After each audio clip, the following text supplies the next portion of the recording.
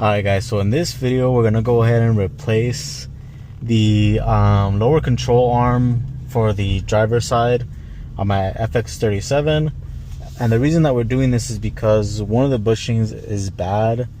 I believe it's the one like towards the middle that attaches to the bottom of the frame. And I realized this because, hey man, I'm talking. And I realized this because I was driving, and whenever I would go over like a bump, it would make this like clunking sound. It was only on bumps. It didn't really do it any other time. We're about to go over this bump right now. We'll see if it makes the sound.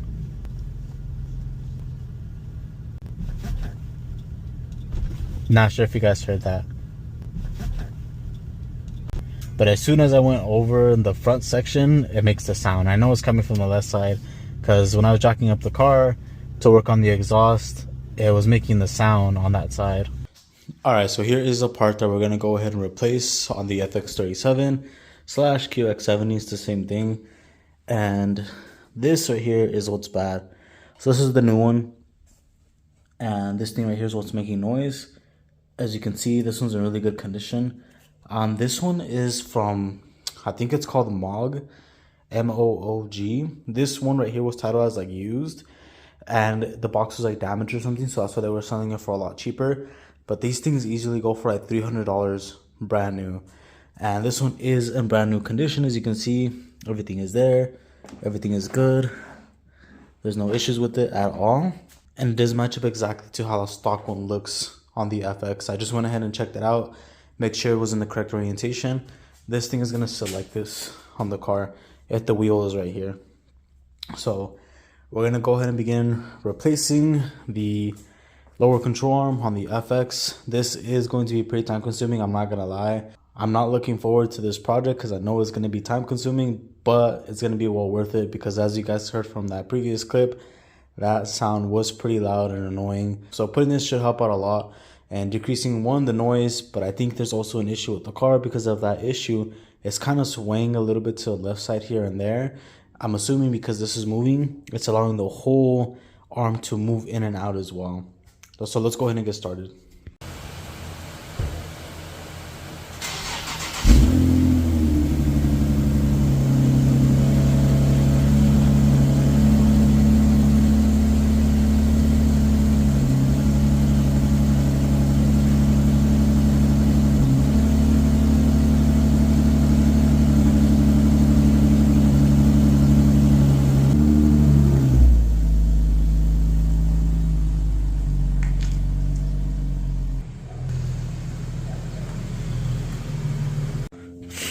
Alright, so first things first, of course, take off the wheel. It's a bunch of 21 mils to remove the lug nuts, which are these. Break them loose first while the wheel is on the floor, still on the car. And then once you break them loose, go ahead and jack it up and then take them off after that. The whole assembly will rotate if the car is in the air. It won't just like stop. As you can see right now, I'm turning it. The only way it's gonna stop is if somebody holds onto the brake. But this right here is where the noise is coming from. As you can see, there's some grease right there. And what I think happened is, I think the dealership that I bought this from most likely added some grease on there to try to decrease the sound, because they most likely knew about the problem, but they didn't want to replace the whole arm, so instead they just added grease on there. Everything else seems to be in pretty good shape. Like if you look at that bushing, it's still pretty good, and you can't really see like movement if I push on it, but I'm sure with the load of the car, you know, over 3 tons, it's gonna easily move that thing with no problem. But once we remove it, we'll check it out to see if that's the issue or not. As you can see, the lower control arm goes into the bottom of it, so you can't just like remove those bolts over there and then just get it out of the way. Let's go ahead and start doing that.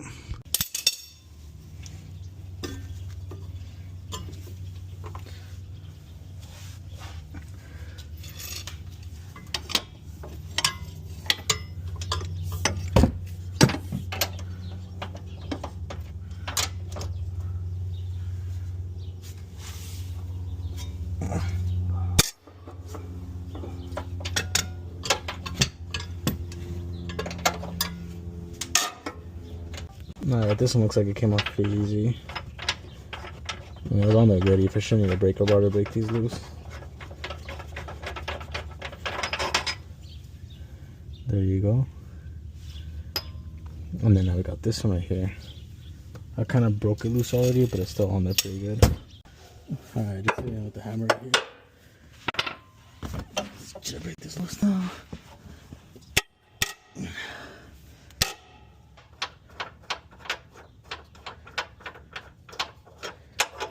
Just like that.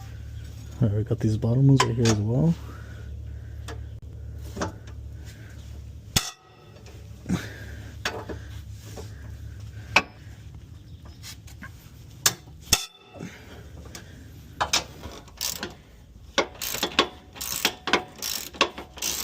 Alright, and then these are 12 mils right here.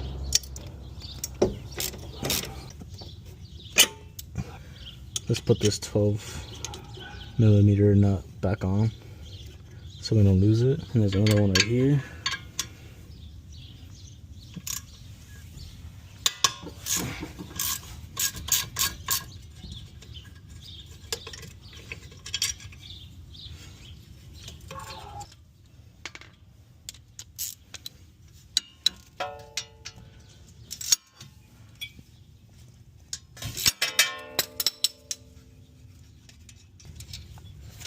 Alright, speed sensor is out.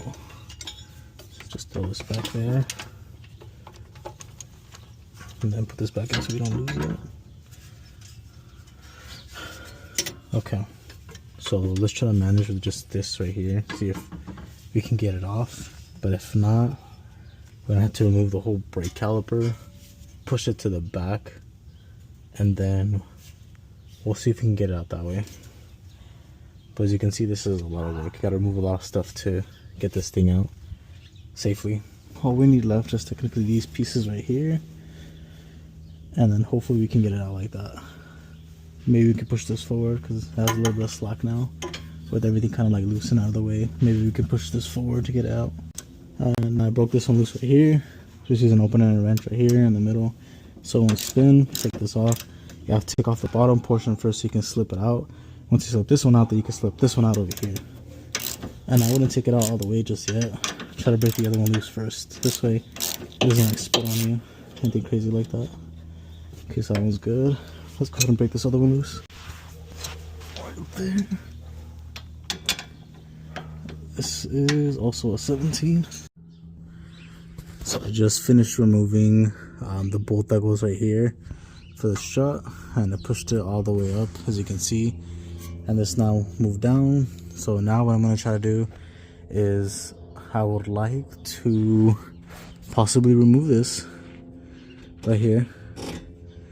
If this comes off with no problem, and then I can push this up and out of the way and move this, you know, forward, then that will give me enough leverage to be able to push this out and then hopefully get this thing out of the way. So I just got two more bolts that I got loosened right there. That's already loose. I just got to remove the bolt and it should all come off. I decided to go ahead and remove this link right here. So before actually removing this, go ahead, leave this bolt in there to the strut, then leave the bolt on there or the nut, hit it with the hammer so it can fall down. Now I can loosen it. Now this thing's out. Push it out of the way. Put the nut back on there so you don't lose it. And then now we can try to remove the bottom end of it. See if it comes out easy.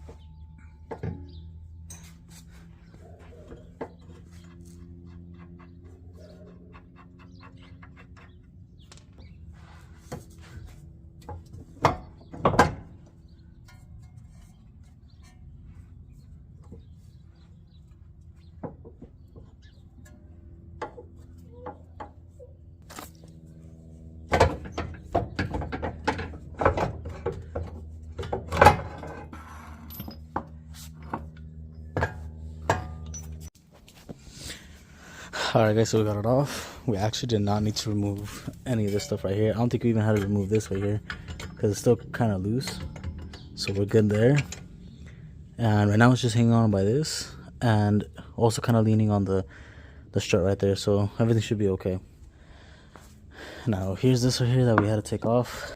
I think right there is where it's messed up and that's where it's making the noise. Let's check on the inside of this one over here.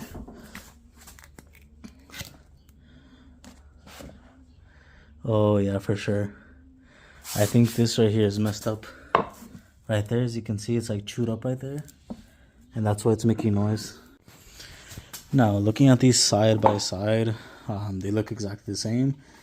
You will have to go ahead and remove the piece that comes on the other one over there. Let me show you. I'm just gonna put this. This is black thing we gotta take off, put on here. But other than that, that should really be it. But I inspected the inside of this one, and this one has like no holes around the outside of the rubber piece. And this one does have 2 holes, one at the top, one at the bottom. It's kind of hard to see it. Yeah, it's really hard to see it at that angle. There's one hole right there, another one at the bottom. So it could be very possible that it's just hitting metal to metal. That's why it's making a noise. Alright, so I just got this puller from AutoZone, so we're gonna try to get this thing off. I was trying to hammer it out, but it's just not coming off. So I need something to pull it off with.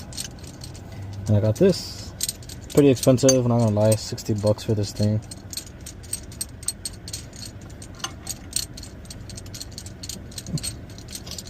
Trying to do this in the car so I don't have to go home and come back to return this thing.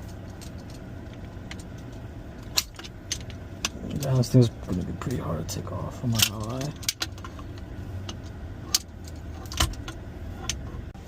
Alright, so I had to come get a different one because the other one I had wasn't fitting properly. So I got this one instead. And I actually tried it out. See if it's perfect.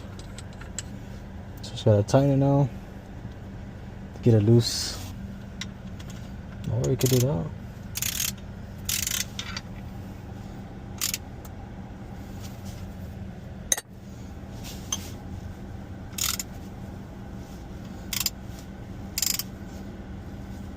Alright, so the problem I'm running into now is it's spinning. So I'm gonna need something to jam in there so it won't move. I could even put it on the floor and get it loose that way. Alright, I think we're gonna have to go home for this one. Alright, I just got home. Let's see if this works.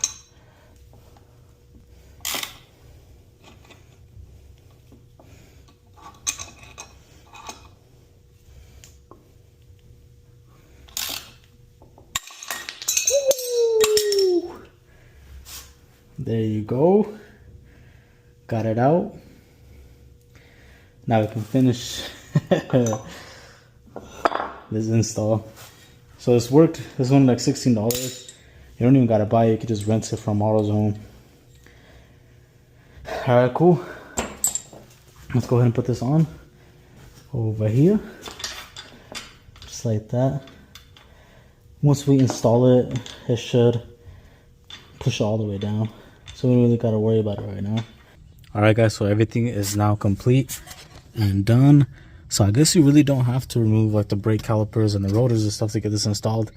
I was able to do it with everything still on there. Just pretty much removing like the brake lines, the ABS system to give me a little bit more space to loosen some of these bolts. But for this car, it was pretty straightforward. I'm not gonna lie, I struggled a little bit to just put it in. So what I honestly did first is I put in the back section right here, just put it in at an angle, then try to put this in as well, and it wasn't lining up, so I had to hit this side with the hammer to move it to the left side. After I did that, it was lining up pretty good, and then this one pushed it in with my jack, so I jacked it from the bottom right here to push it up into that hole because it was kind of difficult to get in there. And once I did that, I was able to put the bolt in and then just align this part right here. So for the bottom, it was difficult. The bottom holes were not lining up. So what I used is I used this right here to get under it like that, and then I pushed it to line up the holes. I had to hold this in there and push it in at the same time while I was putting the bolt inside of the holes just to line it up. And then right here, once I did the bottom, I didn't tighten the bottom all the way just yet until I got these in there. So once I had the bottom ones kind of lining up, put the bolts in, it was reeling it down, which lined the holes up right here. And then I put these bolts in, and then after that I could tighten everything up. I was able to move this whole section right here by removing this arm right here. Once I removed this, it gave me a little bit more leverage to just pull this out of the way and then get the control arm out and down. But that's it. If you guys want that tool that I picked up, it's gonna be this one right here. It was like 16 bucks. You for sure need this to install that part that we took off, because if you do not put that part on your new control arm, it's gonna be loose and it's not gonna tighten up. As you can see, it makes it really skinny without it. So when you're tightening it up, it's actually not gonna get tight. It's gonna be loose, and if you just leave it like that, it's just gonna call for trouble. So make sure you take that off and put it on there appropriately. Other than that, everything lined up pretty good. I didn't really have any issues. Hopefully this fixes that issue that we had. So we're gonna go ahead and check everything, make sure it's tight. I'm actually gonna look up the torque specs really quick, and I'll put them down below if you guys are interested in getting those torque specs.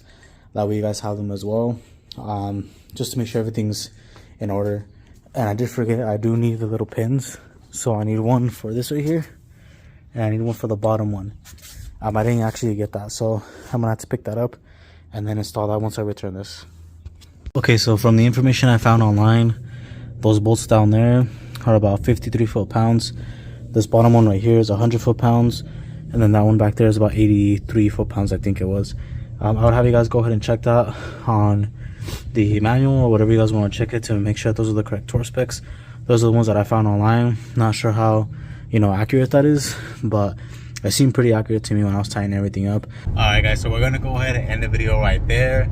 Everything came out seamless. There was no issues really. I thought this was going to take a lot longer than it really anticipated, but it was actually pretty fast and easy. So it's a pretty easy job. I believe the G37 370Z is the exact same concept, but the back portion where it connects kind of closer to like the driver's side, that rubber huge bushing right there is a little bit different on those. I think they're a little bit smaller.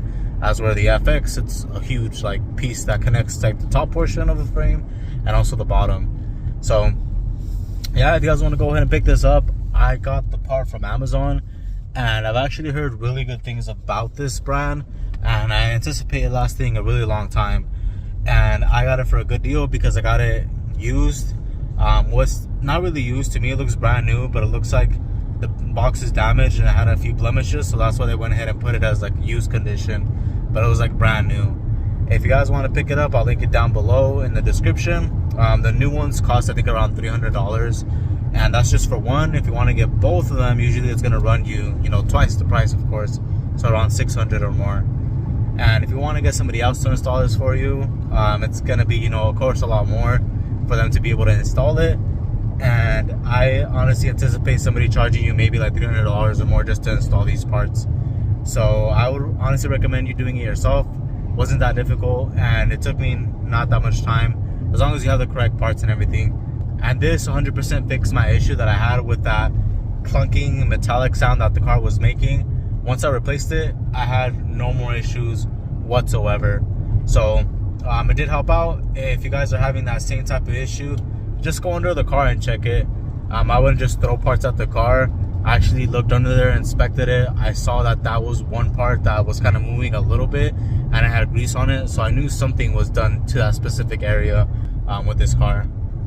But thank you so much for watching. Make sure to like, subscribe, hit that bell notification, and I will catch you guys in the next one. Peace.